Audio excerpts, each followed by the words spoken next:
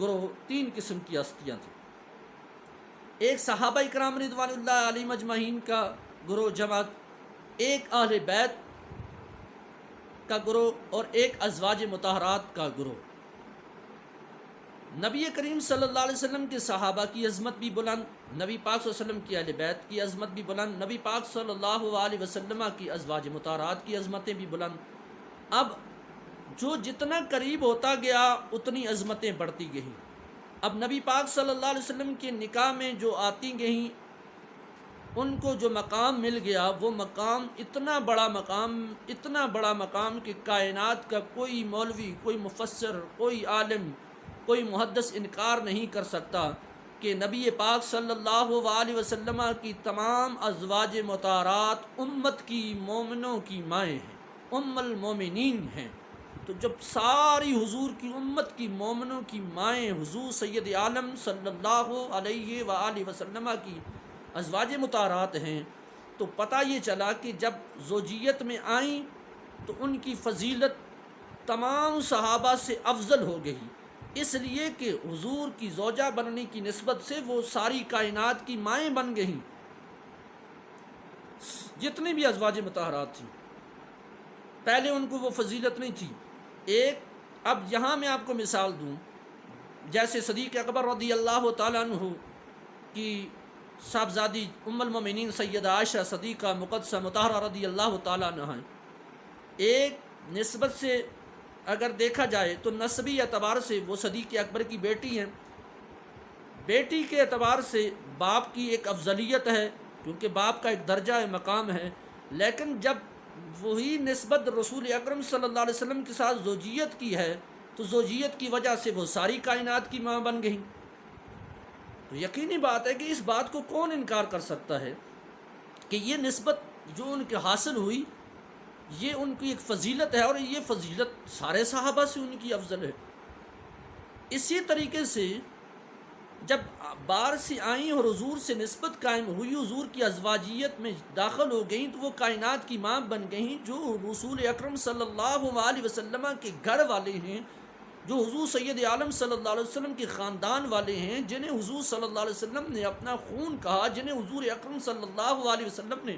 اپنے جسم کا ٹکڑا کہا، اپنے جگر کا ٹکڑا کہا، جنہیں حضور سید عالم صلی اللہ علیہ وسلم نے فرمایا لحم کا لحمی جسم کا جسمی، جنہیں میرے مصطفیٰ کریم صلی اللہ علیہ وسلم نے فرمایا حسین و منی و انا من الحسین، جنہیں حضور نے فرمایا کہ میرے یہ بیٹے ہیں، میرے یہ پھول ہیں، میرے یہ شہزادے جنت کے سردار ہیں، یہ حضور صلی اللہ علیہ وسلم نے جن کے بارے میں کہا کہ یہی میری آل بیت ہے، یہی میرا گھرانہ ہے، یا اللہ جو ان سے محبت رکھے تو بھی اس سے محبت رکھ، جو ان سے بغض رکھے تو بھی اس سے بغض رکھ۔ فضیلتیں بیان کی اپنے گھر والوں کی، جن کو حضور نے فرمایا من کنت مولاہ فعاذ علی مولا، جن کی فضیلت اور عظمت اور مقام و مرتبہ یہ بیان کیا۔ تو بتائیے پھر کہ خاندان رسول کی عظمت، خون رسول کی عظمت، دیکھو نبی پاک صلی اللہ علیہ وسلم کی جو نالین پاک ہیں، وہ نالین جن کو حضور صلی اللہ علیہ وسلم نے جو چپلیں یا جو جوتے مبارک جو حضور نے پہنے، ان کا نام اب کوئی جوتا لے کر نہیں کہتا ہے، بلکہ نالین مبارک ببرکت نام نالین پاک کر کے کہتا ہے، اس لیے کہ جب وہ پاک نسبت سے جڑ گئیں تو ان نالین کا وہ مقام اتنا ہے کہ اگر ہم اپنے سر پر بھی سجاتے ہیں، اپنے سینے پر بھی سجاتے ہیں،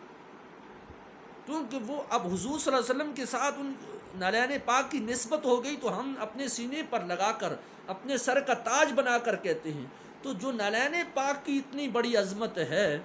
تو اس اتنا بڑا مقام ہے کہ انہیں اپنے ہم سر پر یہاں پیشانی پر لگاتے ہیں یا اپنے سینے پر لگاتے ہیں۔ خدا کے لیے ایمان والو سوچو، جن کو حضور اپنے سینے سے لگائیں، اس حسین ابن علی کا مقام کتنا ہوگا، جنہیں میرے مصطفیٰ کریم اپنے کندھوں پر اٹھائیں، اور کندھوں پر اٹھا کر اللہ اکبر، اور پھر اگر حضور کندھوں پر اٹھائیں تو دیکھنے والے کہیں کہ کتنا خوبصورت جو ہے سواری ملی، تو حضور فرمائیں سواری تو سواری، ذرا سوار کو بھی دیکھ کہ سوار کی بھی عظمت بلند ہیں، جن کے لیے حضور اپنے سجدوں کو، جو اللہ کا حکم ہے، اللہ کی عبادت ہے، اللہ کے آگے سجدہ ہے، حضور جن کی خاطر اپنے سجدے کو لمبا کر لیں، تو ان کی عظمت اور مقام اور رفعت اور بلندیوں کا درجہ کس قدر بلند ہوگا۔ سمین ذی وقار، خدا را ان جھگڑوں میں نہ پڑیں۔ اہل بیت کا مقام بلند ہے، اہل بیت کی عظمت پوچھنی ہو تو صدیق اکبر سے جا کر پوچھئے، صدیق اکبر سے جا کر پوچھئے۔ جس وقت مدینہ کی گلیوں میں گزرنے لگے تو حسن و حسین کو کندھوں پہ اٹھا دیا۔ امیر المومنین ہیں، خلیفہ اول ہیں، خلیفہ اول ہیں، امیر المومنین ہیں، خلیفہ اول ہیں، لیکن امام حسن و حسین کو کندھوں پر اٹھا کر پوری دنیا کو اعلان کر دیا کہ میں خلیفہ اول ضرور ہوں، میری فضیلت ضرور ہے، میرا مقام ضرور ہے، میں مصلی رسول پہ کھڑا ضرور ہو گیا ہوں، لیکن اللہ کی عزت کی قسم بلندیاں ان کی ہیں جو میرے کندھوں پہ سوار ہیں، کیونکہ یہ وہ ہستیاں ہیں جو مصطفیٰ کے کندھوں پر سوار تھیں، جن کو میں نے اپنی آنکھوں سے دیکھا ہے کہ جن کو میں نے اپنی آنکھوں سے دیکھا، کبھی وہ حضور صلی اللہ علیہ وسلم کی گود مبارک میں کھیل رہے ہوتے تھے، کبھی حضور کے کندھے مبارک پر سوار ہو کر سواری کر رہے ہوتے تھے، کبھی حضور جن کے لیے خطبہ چھوڑ کر اور ان کو اٹھا کر اپنی گود میں بٹھاتے تھے۔ لہٰذا فضیلتیں ان کی ہیں جو میرے کندھوں پر سوار ہیں۔ اگر فضیلتیں پوچھنی ہوں تو جناب عمر فاروق رضی اللہ تعالیٰ عنہ سے جا کر پوچھئے کہ جس وقت بیٹے نے سوال کر دیا، اعتراض کر دیا کہ آپ ان کو حصہ زیادہ دے رہے ہیں، انہیں 1000 درہم دے رہے ہیں، ہمیں 500 درہم دے رہے ہیں، میں خلیفہ کا بیٹا ہوں اور میں آپ کا بیٹا ہوں اور مجھے آپ نے حصہ کم دیا، تو جواب عمر فاروق کا سنیے اور پھر معلوم ہو جائے گا کہ اہل بیت کی عظمت کیا ہے، اہل بیت کی فضیلت کیا ہے۔ فرمایا بیٹا سن، نہ تیرا باپ حسین ابن علی جیسا ہے، نہ تیرا باپ ان کے باپ جیسا، نہ تیری ماں ان کے ماں جیسی، نہ تیری نانی ان کے نانی جیسی، نہ تیرا نانا ان کے نانے جیسا، نہ تیرا خاندان ان کے خاندان جیسا۔ گویا صدیق اکبر فاروق اعظم رضی اللہ تعالیٰ عنہ نے بتا دیا کہ عظمتیں ہیں تو پھر امام علی مقام کی ہے، عظمتیں ہیں تو اہل بیت کی ہیں، کیونکہ ان کے خاندان بھی اعلیٰ، ان کے نانا بھی اعلیٰ، ان کے بابا بھی اعلیٰ، ان کی ماں بھی اعلیٰ، ان کا پورا اہل بیت کا گھرانہ سب سے اعلیٰ ہے۔ ہم ان کے برابر نہیں ہو سکتے ہیں۔ ان کی جو فضیلتیں ہیں وہ اللہ نے اور اللہ کے رسول نے جو عطا فرمائی ہیں وہی ماننا ہمارے لیے حق ہے۔ ہمیں صدیق اکبر سے ذرا پوچھنا چاہیے، بتائیے اہل بیت کی عظمت کیا ہے۔ آپ فرماتے ہیں حضور سید عالم صلی اللہ علیہ وسلم کی دنیا سے جانے کے بعد کوئی شخص یہ چاہتا ہے کہ مجھے حضور سے محبت کا وہ معیار قائم رہے تو وہ اہل بیت سے محبت کرے، وہ اہل بیت کو اپنی محبتوں کا مرکز، اپنے عشق کا محور بنا دیں۔ عثمان غنی سے پوچھیے، اللہ اکبر، حضرت عثمان غنی سے پوچھیے۔ عثمان غنی جن کے نکاح میں حضور کی 2 صاحبزادیاں آئیں تو وہ ذن و رین بن جائیں، جن کے نکاح میں حضور کی 2 بیٹیاں یکے بعد دیگر آئیں تو وہ ذن و رین بن جائیں، وہ 2 نوروں والے بن جائیں، جن کی جو 2 نوروں والے، گویا حضور کی بیٹیاں کی نسبت سے عثمان بھی ذن و رین بن گئے، تو وہ 2 بیٹیاں حضور سید عالم صلی اللہ علیہ وسلم کی تھیں، تو حضور صلی اللہ علیہ وسلم نور، پھر آپ سے نکلے ہوئی جتنی اولادیں وہ نور، تو اعلیٰ حضرت نے تڑپ کر کہا تیری نسل پاک میں ہے بچہ بچہ نور کا، تو ہے عین نور تیرا سب گھرانہ نور کا، عین نور سے نکلی ہوئی سارا گھرانہ نور ہے۔ اس نور والے گھرانے پر کیوں انگلیاں اٹھاتے ہو؟ اس نور والے گھرانے پر تم کیوں کسی کا مقابلہ اس نور والے گھرانے سے کرتے ہو؟ کیوں نور والے گھرانے کو تم جو ہے اپنے ایمان کی خرابی کر کے تم نور کے گھرانے کے ساتھ کیوں مخالفت کرتے ہو؟ کیا گمایا تمہارا؟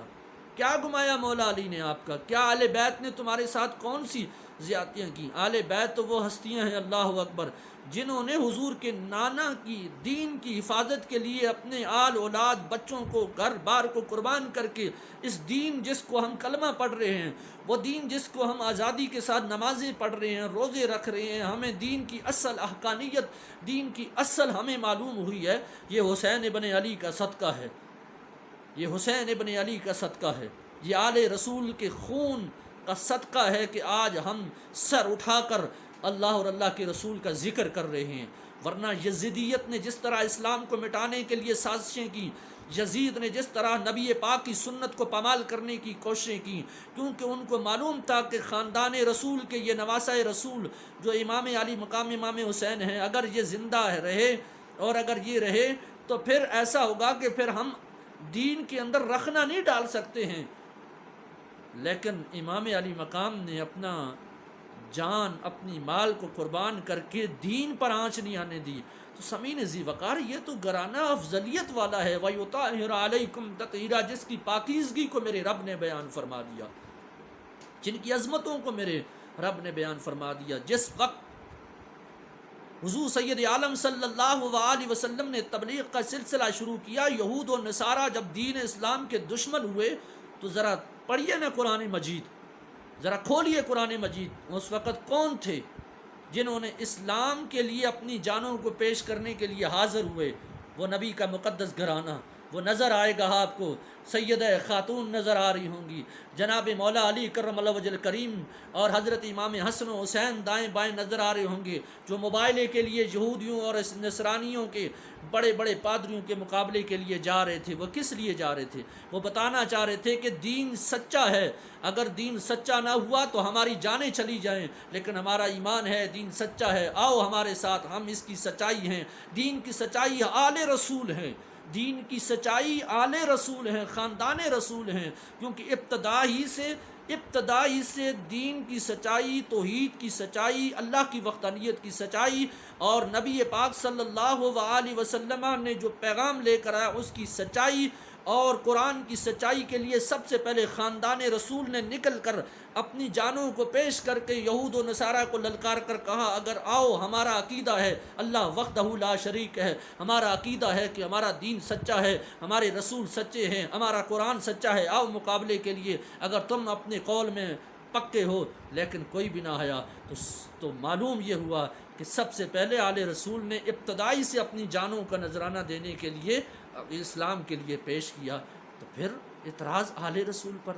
بغض آل رسول کا، نفرت آل رسول سے، اندر کا کینہ تمہارا آل رسول سے، شرم مگر تم کو نہیں آتی، کس منہ سے جاؤ گے کعبے کو غالب، مگر شرم تم کو نہیں آتی۔ افسوس کہ شرم نہیں آتی کہ درود بھی پڑھتے ہو، شرم نہیں آتی نمازیں بھی پڑھتے ہو، شرم نہیں آتی کہ تم جو ہے ذکر و اذکار بھی کرتے ہو، شرم نہیں آتی تم ممبروں پہ بیٹھ کر حضور کا دین اور حضور کے فرمان کو بیان بھی کرتے ہو، لیکن بغض میں اسی نبی کی آل کی بغض تمہارے اندر بھرا ہوا ہے، وہ کمینگی تمہارے اندر بڑی ہوئی ہے، وہ یزیدیت تمہارے اندر بڑی ہوئی ہے۔ نکالو اس چیز کو، جب یزیدیت تمہارے اندر سے نکل جائے گی، حسینیت تمہارے اندر آ جائے گی، خدا کی قسم تمہاری زبان سے پھر نکلے ہوئے الفاظ موتی بنیں گے اور وہ اللہ کی بارگاہ میں پہنچیں گے، حضور کی بارگاہ میں پہنچیں گے، وہ قبولیت کا ذریعہ بن جائیں گے۔ تو یاد رکھیں، اہل بیت کی بڑی عظمتیں ہیں، بڑی شان ہے۔ صحابہ کا مقام اپنی جگہ پہ، اول صدیق اکبر، دوم فاروق اعظم، سوم حضرت عثمان غنی، چہارم حضرت مولا علی کرم اللہ وجہ کریم، پنجم حضرت امام حسن کی خلافت ہے، ہم انکار نہیں ہے۔ یہ جو خلافتوں کا معیار ہے، یہ جو خلافتوں کی ترتیب ہے، یہ برحق ہے، لیکن افضلیت کی جو ہے وہ جو مقام ہے وہ آل بیت کا، وہ صدیق اکبر کی نظر میں بھی آل بیت کا مقام فضیلت والا ہے، عمر فاروق کی نگاہ میں بھی حضرت آل بیت کا مقام ہے، حضرت عثمان غنی کی نگاہ میں بھی خاندان رسول کی عظمتیں ہیں، ذرا ان کے نگاہوں میں، ان کے ہاں اگر مقام آل بیت کی عظمت ہے، وہ ان کی نگاہوں میں فضیلت آل بیت کی ہے، تو پھر آپ کو اور مجھے ماننے میں کون سی ایسی تکلیف ہو رہی ہے؟ ہمیں ماننا چاہیے۔ اللہ سے دعا ہے اللہ تعالیٰ آل بیت اور صحابہ کرام کی سچی محبت اور سچی غلامی نصیب فرمائے۔ وما توفیقی الا باللہ العلی العظیم۔